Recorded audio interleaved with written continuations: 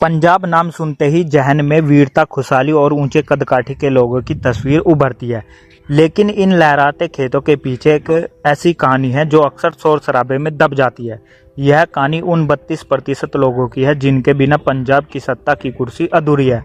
क्या आप जानते हैं कि पंजाब भारत का वह इकलौता राज्य है जहां दलित आबादी सबसे ज़्यादा है? लेकिन क्या इस आबादी को पंजाब की राजनीति में वह हक मिल पाया जिसका वो हकदार था? आज की इस वीडियो में हम पंजाब की दलित राजनीति की उस गहराई में उतरेंगे जो आने वाले चुनाव की दिशा तय करने वाली है।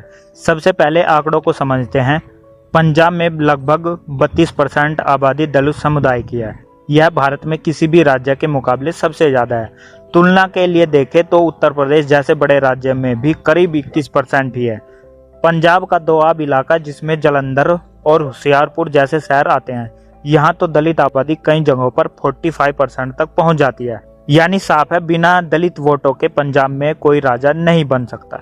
लेकिन एक बात समझना बहुत जरूरी है, पंजाब का दलित समाज कोई एक गुट नहीं है। यहाँ मुख्य रूप से दो ग्रुप है, मजहबी सिख और रविदासिया या चमार समुदाय। मजहबी सिख ये दलित समुदाय का सबसे बड़ा हिस्सा है, करीब 31.6%, और ज़्यादातर मालवा इलाका में रहते हैं। ये सिख धर्म की परंपराओं से गहराई से जुड़े हैं। रविदासी और चमार ये करीब 26 से 30% है और दोआब में ज़्यादा ताकतवर है। ये समुदाय शिक्षा और विदेशों में बसने के मामले में काफ़ी आगे हैं। इन दोनों गुटों की सोच और वोट देने का तरीका बिल्कुल अलग अलग है, जिसका फ़ायदा राजनीतिक पार्टियाँ उठाती है। पंजाब की राजनीति में एक बड़ी विसंगति है। यहाँ दलित 32% है, लेकिन खेती वाली ज़मीन में उनका हिस्सा मात्र 3.5% है। बाकी 80% से ज़्यादा ज़मीन जट सिख समुदाय के पास है। इसी ज़मीन और सम्मान की लड़ाई के लिए मालवा के गांव में ज़मीन प्राप्ति संघर्ष कमेटी जैसे आंदोलन खड़े हुए। दलित अब सिर्फ वोट नहीं बल्कि ज़मीन और बराबरी का हिस्सा मांग रहे हैं। दोस्तों, अब बात करते हैं कि राजनीतिक दल क्या कर रहे हैं। कांग्रेस ने चरणप्रीत सिंह चन्नी को पंजाब का पहला दलित मुख्यमंत्री बनाकर एक बड़ा दांव खेला। हालांकि वे चुनाव हार गए, लेकिन आज भी चन्नी कांग्रेस के सबसे बड़े दलित चेहरे हैं। वहीं केजरीवाल की पार्टी में मुफ्त बिजली और अच्छे स्कूल के वादे से गरीब दलितों के बीच अपनी जगह बनाई है। जुलाई 2024 के जालंधर वेस्ट उपचुनाव की जीत बताती है कि दलित अभी भी आपके वेलफेयर मॉडल पर भरोसा कर रहे हैं। बीजेपी अब अकेले पंजाब में पैर पसार रही है।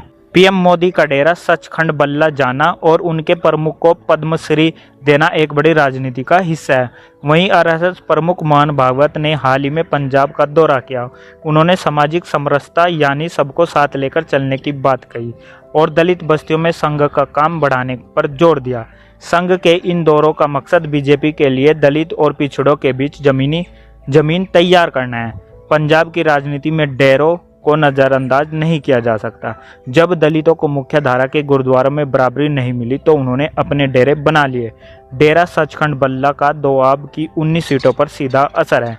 वहीं डेरा सच्चा सौदा का मालवा में आज भी अपना वोट बैंक है। चुनाव से ठीक पहले इन डेरों का एक इशारा पूरी बाजी पलट सकता है। तो क्या पंजाब का दलित इस बार सिर्फ एक वोट बैंक बनकर रहेगा? असल मुद्दे आज भी वही हैं, रोजगार, शिक्षा, जमीन का हक और सामाजिक सम्मान। आने वाले चुनाव में दलित वोट किस तरफ करवट लेगा यह तो वक्त बताएगा। लेकिन एक बात तय जरूर है कि पंजाब की सत्ता का रास्ता अब बिना दलितों की सच्ची हिस्सेदारी के बिना तय नहीं होगा। क्या आपको लगता है कि पंजाब को फिर से कोई दलित मुख्यमंत्री मिलना चाहिए? अपनी राय कमेंट्स में जरूर बताएं। शुक्रिया।